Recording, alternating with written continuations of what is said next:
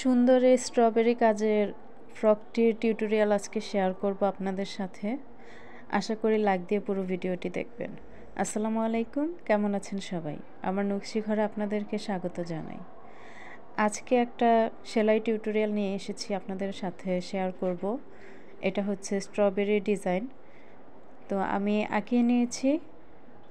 এরপর আমি স্ট্রবেরির পাতাগুলো করার জন্য 2 তার জলপাই কালারের সুতা নিয়েছি।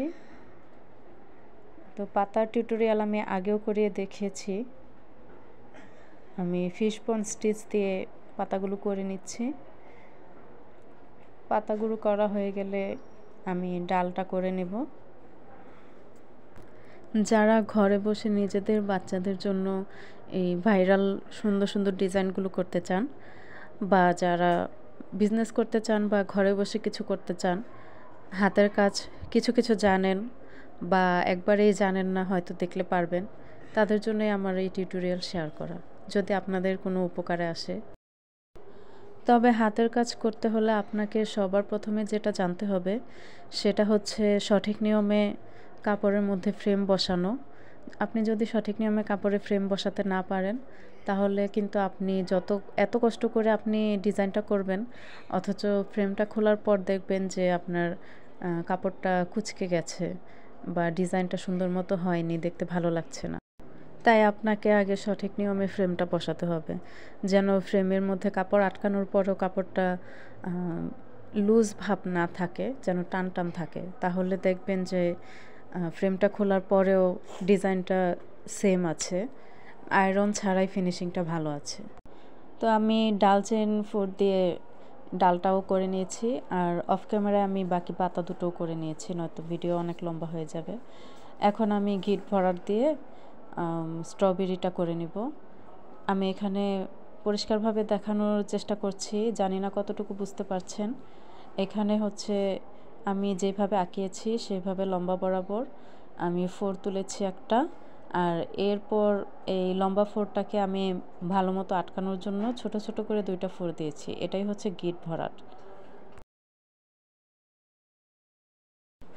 আমার ভিডিওগুলো ভালো লাগলে অবশ্যই একটা লাইক দিয়ে দিবেন, আর সেই সাথে চ্যানেলটাকে সাবস্ক্রাইব করার অনুরোধ জানাচ্ছি। আর আপনারা যদি অন্য কোনো ডিজাইনের উপর টিউটোরিয়াল চান, তাহলে অবশ্যই জানাতে ভুলবেন না। আমি চেষ্টা করব সেই ডিজাইনের উপর টিউটোরিয়াল দিতে, ইনশাল্লাহ।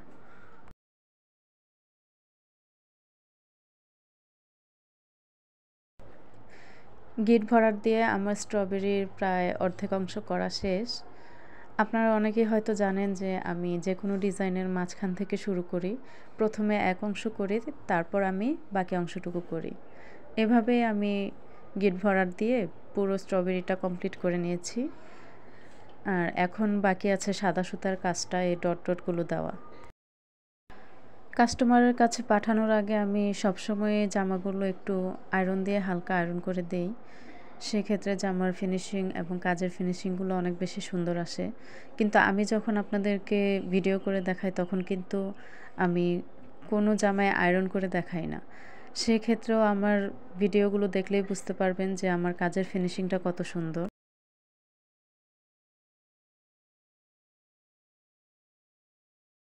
হাতের কাজ করতে গেলে উপরের ফিনিশিংয়ের পাশাপাশি আপনাকে নিচের ফিনিশিংটাও ঠিক রাখতে হবে। খেয়াল রাখতে হবে নিচে যেন কোনো সুতা দলা পেকে না যায়। দেখুন আমার কাজগুলো একেবারে ফ্রেশ, ওই পাশ থেকে যেমন এই পাশ থেকেও ঠিক তেমনই। আমার লাল সুতোর কাজ করা শেষ। এখন আমি সাদা সুতো দিয়ে ছোট ছোট করে ফুল তুলে আমার পছন্দ অনুযায়ী আমি এই সাদা রঙের ডট ডটগুলো দিয়ে নেব।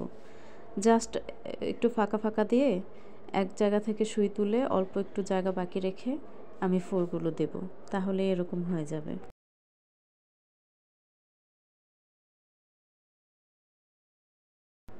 আমার করা ড্রেসগুলো আপনাদের কেমন লাগে জানাবেন। আর কেউ যদি কোনো ড্রেস অর্ডার করতে চান, তাহলে আমার হোয়াটসঅ্যাপ নাম্বারে যোগাযোগ করবেন, বা যদি আপনাদের কাছে কোনো ডিজাইন থাকে, সেই ডিজাইন করে নিতে চান, তাহলেও আমার সাথে যোগাযোগ করতে পারেন।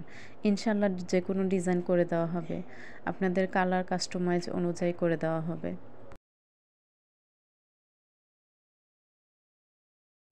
এভাবে আমি পুরো ডিজাইনটা কমপ্লিট করে নিয়েছি। আর এই হচ্ছে যে আমার ফাইনাল লুক। কেমন লেগেছে অবশ্যই জানাবেন।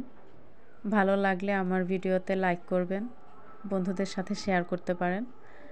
আর আরও নতুন নতুন ডিজাইন এবং টিউটোরিয়াল পেতে আমার চ্যানেলের সাথেই থাকবেন। সবাই ভালো থাকবেন, সুস্থ থাকবেন। ভিডিওটা দেখার জন্য ধন্যবাদ। আসসালামু আলাইকুম।